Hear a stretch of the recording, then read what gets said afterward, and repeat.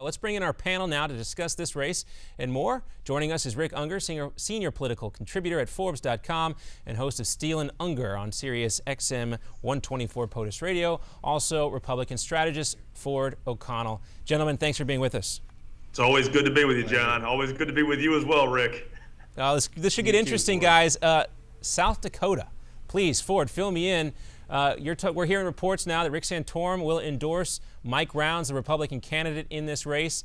Does Santorum carry any weight in South Dakota?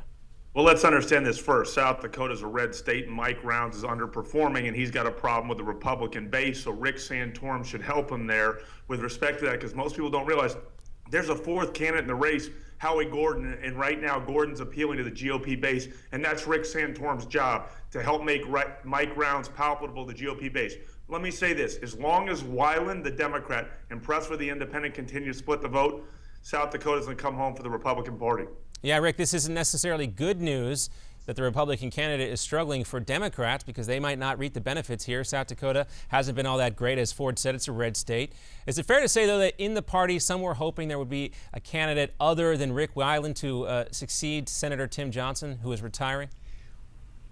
Yeah, I think that's true, and that's kind of the point. I don't think that the Democrats were looking all that good before you inject the X factor that is ex-Senator Pressler. So I don't think that they had a lot to lose there. I don't know that I agree with Ford that inserting Santorum into this is necessarily a good thing. Look, this race will ultimately be decided by ground troops, voter turnout, and, you know, Santorum is just as likely to turn out those who may not like what he has to say as much as they turn out here's the point, though. Let me say this. Howie Gordon right now, who's the fourth candidate in the race, is polling at 9%. Yeah. It's pulling hard with basically the GOP base. Where Mike Rounds has gotten himself into trouble with a state that's 47% Republican is over an EB-5 immigration scandal. And I can't think of anyone else better to quell that than Rick Santorum. This can only help. Maybe. I understand what you're saying overall, but moderates are not. But guys, in more general terms, though, I wanted to ask you both. We have fourth and third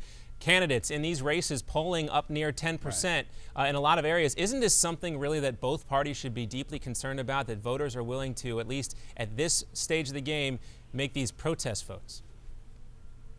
Well, look, I mean, Go ahead, Rick. Go ahead, Ford. Okay. I absolutely think it's a problem. You first. Ford first. Go ahead, Ford. It's a problem for Republicans in many of these states, particularly in places like South Dakota. It could be a real issue for us in North Carolina. It's a symptom of both parties' brands being in the toilet, and it's up to Republicans to come up with a more positive message and put us back into power so we can be a check on Barack Obama. All right, Rick, go ahead. Well, I actually agree in theory with what Ford's saying. It's not good for either party because, as he said, and he's correct, both parties are in the toilet. But it may be good for the American people. Look, I think we're all good and fed up with these two parties that can't seem to agree on anything.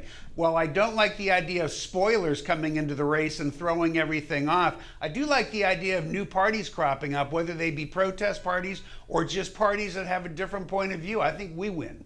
All right, yes or no question for both of you before we're going to continue this conversation now, because I do want to talk about what impact the Ebola outbreak could play in the midterms. Hate to politicize it, but it could be an effect here. But just a real question, quick yes or no question from both of you. Do you think that these third-party candidates are anything more than a protest vote? Because we know in the past that some of these votes in the polls, folks might be leaning towards the independent candidate, but eventually they want to vote for the winner. Is this anything different than what we've seen in the past in similar situations when American people are unhappy with both parties? On my end, it's a protest vote. It's a symptom of the Republican Party being weak. All right, go ahead, Rick. Well, it's not just the Republicans, but I don't know that it is just a protest vote. People tend to miss the fact that we've already got two independents in the United States Senate. There's a very good chance you're going to have an independent succeed in the state of Kansas. Now you've got the question of an independent in South Dakota. I think there's something far more going on here than just protests. All right, These are not independents, Rick. We got to go, gentlemen. We'll continue this conversation. We don't have to say goodbye. We just have to hang in there for a break. We're going to talk about Ebola in this midterm election, too, coming up right after this.